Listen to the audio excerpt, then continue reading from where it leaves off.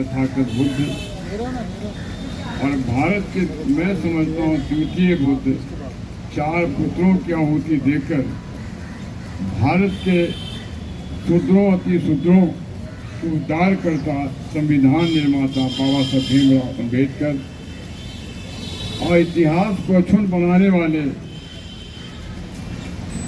Fahien, Xuanzang, Itsing, साथ ही साथ Alexander, Rahul Sankrityayan, तमाम को नमन करते हुए आप उपस्थित पूज्य भंते जी को पंचांग प्रणाम, उपस्थित भाइयों को नमो बुद्धाय, जय भीम। मित्रों, प्रश्न सामने है। बेटी एक्ट 1949 इस सवाल पर हम यहाँ पर उपस्थित हैं और ये एक्ट बिहार में लागू है और खासकर बोध गया में लागू है, जहाँ न तो कोई डीएम क्रिश्चियन जा सकता है, न कोई डीएम मुस्लिम जा सकता है, यानी धर्मनिरपेक्षता की खिल्ली उड़ाई जा रही है। आईएएस, आईपीएस जो कितने दिमाग खपाने के बाद उसे पास करता है, लेकिन वह बोध गया नहीं जा सकता है, मगध की धरती पर नहीं जा सकता है। अफसोस इस बात की है। और वहाँ की सरकार जो सामाजिक समन्वय के रूप में जानी जाती है, नीतीश कुमार एक इंजीनियर हैं, लेकिन उस इंजीनियर को भी दिमाग में ये बातें नहीं आती कि लोग इस एक्ट के बारे में सवाल उठा रहे हैं और मैं इस एक्ट को बरकरार रखे हुए हूँ। मेरे मित्रों, जो एक्ट लागू है, नीतीश कुमार चाहते तो पल में उसको खत्म कर सकते थे, लेकिन अपनी तौहीनी पसंद कर रहे हैं, लेकिन अपनी मित्रता छोड़ना नहीं चाहते। इसलिए कियतमत मिला के भी अपनी सरकार चलाना चाहते हैं। व्यवस्था ऐसी है, व्यवस्था ऐसी है। मैं बताना चाहता हूँ, वो एविडेंस मिटाओ मुख्यमंत्री हैं। जब बोध गया महाबोधि महाविहार का महाबोधि वृक्ष की टहनी काटी जाती है, अमेरिका में बेची जाती है, उसके सौदे का विधिवत कैसेट मुख्यमंत्री जी के पास पहुंचाया जाता है, लेकिन उसे भी वो तिलांजलि दे देते हैं और आ करके महाबोधि महाविहार की कटी हुई टहनी को वो कहते हैं कि सूखी टहनी को काटी गई। लेकिन वो सूखी टहनी भी कहाँ थी, कहाँ रखी हुई थी, इसका पता भी नहीं कर पाए। सीधे ये कह करके अपने को किनारे कर लिया, ये टहनी सूखी थी, इसे काट डाली गई। तो मेरे मित्रों, ऐसे व्यवसायी भी वहाँ पर बोध गया महाबोधि महाविहार में प्रवेश लिए हुए सेक्रेटरी होते हैं और अध्यक्ष होते हैं।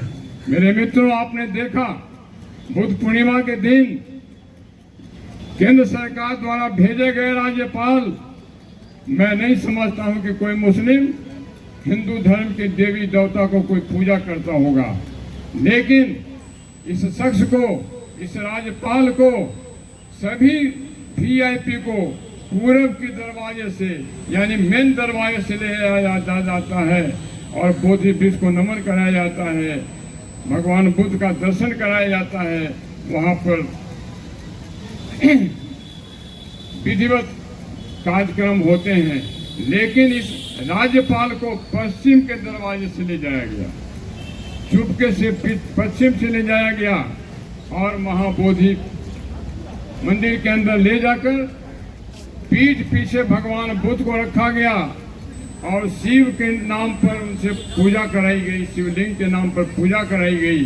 तो इस प्रकार से कानून की धज्जी उड़ाने वाला राज्यपाल और वहां पर उपस्थित एसपी, डीएसपी और डीएम उपस्थित होता हो और कानून की धज्जियां उड़ती हो। दुख इस बात की है, दुख इस बात की है प्रधानमंत्री जी कि आपके द्वारा भेजे गए राज्यपाल भूत बने हुए हैं और आपके इशारे पर चलते हैं। मुझे तो यह भी पता है कि अब तो मुख्यमंत्री जी भी आरएसएस के कब्जे में हैं और आरएसएस जो कहता है वही मुख्यमंत्री भी करते हैं, क्योंकि अब वो सठिया गए हैं, वृद्ध हो गए हैं। मेरे मित्रों, मैं साफ साफ कहना चाहता हूँ, बोध गया के सवाल पर लड़ाइयाँ बहुत लड़ी गई। अनागित धर्मपाल जी ने लड़ाइयाँ लड़ी, उन्हें चोटिल होना पड़ा और तब एक कानून भी आपके सामने बीटीएमसी के रूप में लाया गया। क्यों लाया गया? उस समय कांग्रेस की सरकार थी और जो आज कांग्रेस की सरकार के बाद जितने मनोवादी विचारधारा के लोग हैं सभी भाजपा में चले गए हैं। उस समय वो कांग्रेस में थे और इसलिए उस एक्ट को बना करके बनाए रखा, अपनी दाल रोटी चलाता रहा। और आज भी जो महाबोधि बिहार में मुक्ति की सवाल है, वहाँ पर भी आरएसएस के गुंडे वहाँ पर मौजूद हैं। और बोध गया महाविहार के बगल में जो बौद्ध मठ है, उस मठ में वो आश्रय लिए हुए हैं। इतना मैं साफ शब्दों में बता देना चाहता हूँ। यही नहीं मेरे मित्रों, वहाँ गाइड ही नहीं किया जाता, बल्कि चौक चौराहे पर वो घूमते हैं, निर्देश देते हैं और इस आंदोलन को भी गाइड करते हैं। गाइड करने के दरमियान में ही कुछ लोगों को फोड़ने की साजिश की, बल्कि एक फोटो भी वायरल हुआ है जिसमें बजाबता मोहन भागवत के सामने 3 भिक्षु मौजूद हैं। और 3 भिक्षु हैं जो एक यूपी के भी हैं, बिहार के भी 2, एक महिला और एक पुरुष भिक्षु है। तो इस प्रकार से तमाम आरएसएस के लोग वहां पर पंजे मार रहे हैं। इससे भी आपको सतर्क होना पड़ेगा। विनती कीजिए, लेकिन विनय के साथ विनती कितने बार करोगे? उनका उजागर भी करना होगा, उनकी कालमा को सामने लाना भी होगा। और इनकी मंशा है कि सम्राट अशोक के बनाए हुए 84,000 बौद्ध बिहार को इन्होंने ले लिया है। तो एक बौद्ध बिहार जो दुनिया के नजरों में सामने है, भगवान बुद्ध की ज्ञान स्थली है, उसे भी अपने कब्जे में लेना चाहते हैं। और लेने का भरसक प्रयास इन्होंने बराबर किया है। जब ये हमारे पूज्य भंते प्रज्ञा सिंह जी सेक्रेटरी 2 बार हुए, तो आपने देखा वहां पर जो रंग रोगन है, जो घेरावाबंदी है और जो सजाया गया है, वो उनके नेतृत्व में हुआ। इसके पहले आपको महाबोधि महाविहार गेट के सामने बस का फ्यूल छूटता रहता था, जीप का फ्यूल छूटता रहता था, टमटम उलट जाते थे, ऐसी ढाल बनी हुई थी। लेकिन भंते प्रज्ञाशील जी जब हुए तो उनके नेतृत्व में जो भिक्षु संघ ने निर्णय लिया और प्रशासन को मानना पड़ा। नतीजा है कि वहाँ पर आप रंग रोगन के रूप में जाते हैं, एक बेहतर स्थिति के रूप में आप वहाँ पर पाते हैं। वरना ये ऐसी स्थिति थी कि वहाँ पर सुअर जाकर के लौटा करते थे, ये स्थिति थी। तो मेरे मित्रों, बहुत कुछ बोध गया के सवाल पर जब आप आएंगे तो आप महसूस करेंगे। एक समय एक राजेश कुमार यहाँ पासवान जी सांसद हुआ करते थे। वो सांसद हुआ करते थे, लेकिन उनकी दत्तक पुत्री जो वहाँ सेवाश्रम संघ है उसमें काम करने वाली लड़की के साथ उनका प्रेम हुआ था। और जब कहीं पैसे की जरूरत पड़ती थी, उस सेक्रेटरी से चाबी उस लड़की से मांग करके और दान के पैसे को लूट करके ले आता था और खाता पीता था, ऐश करता था। और वह डीएम बनने का काम किया है।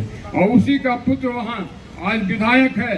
नहीं, जब आंदोलन चलता है तो आंदोलन को विरोध में बोलता है, विरोध में आचरण करता है, धमकाता है। तो वैसे शख्स वहाँ पर मौजूद हैं, उनका भी पल्ला साफ करना होगा, उनको भी सामने रास्ते से हटाना होगा।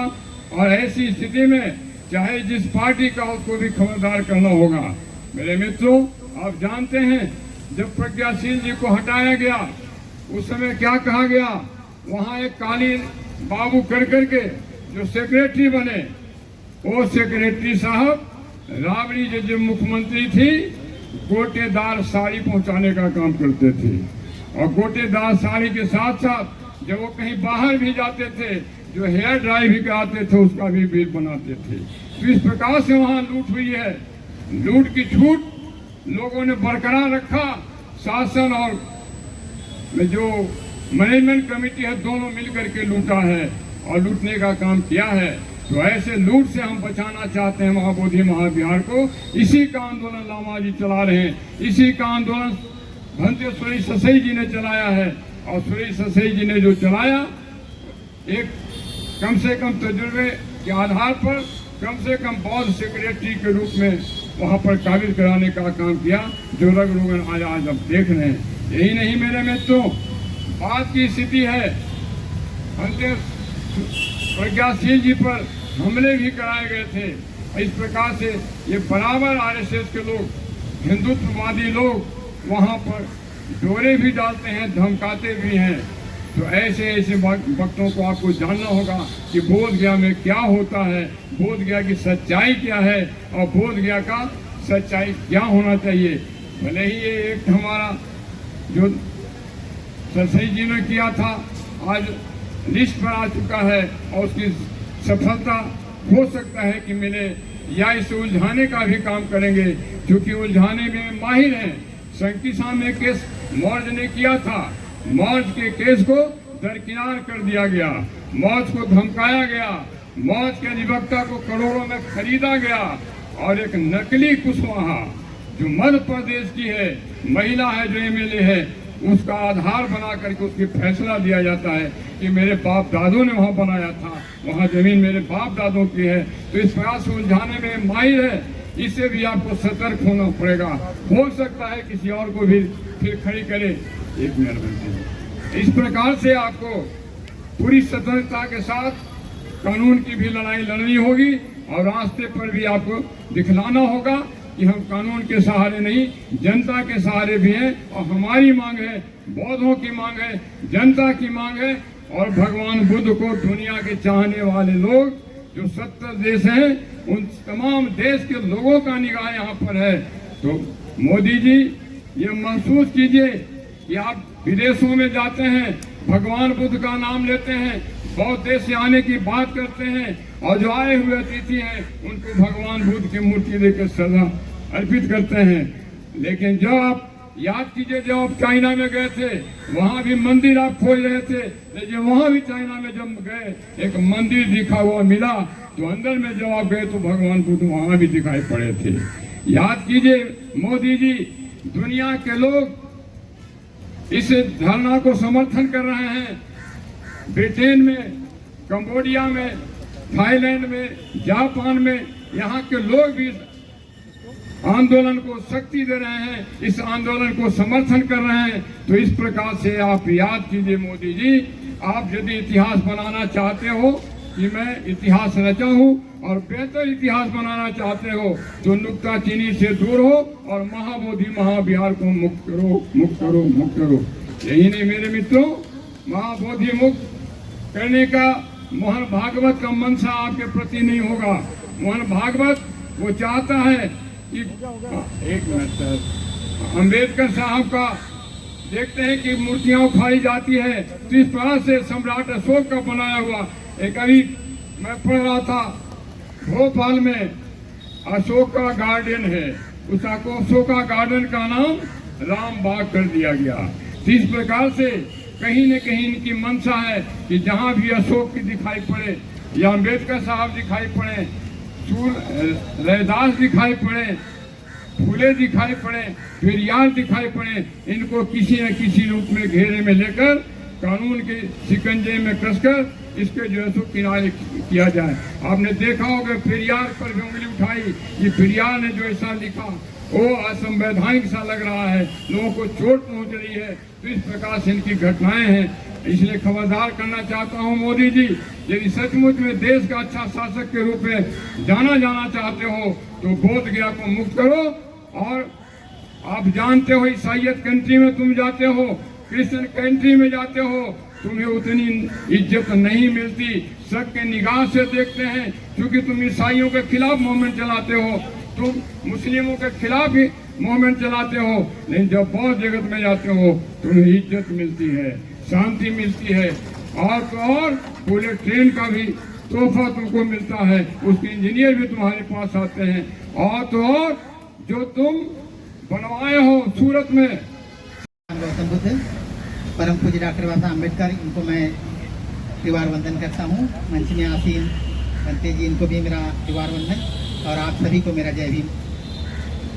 साथियों, इतने कड़क की धूप में आप लोग बैठे हैं, हम लोग भी यहाँ बैठे हैं, ये इस बात का प्रतीक है कि हम लोग अपने हक अधिकार के लिए डटे हुए हैं उसके संघर्ष कर रहे हैं और लड़ाई जीतने के लिए हम यहाँ प्रतिबद्ध है।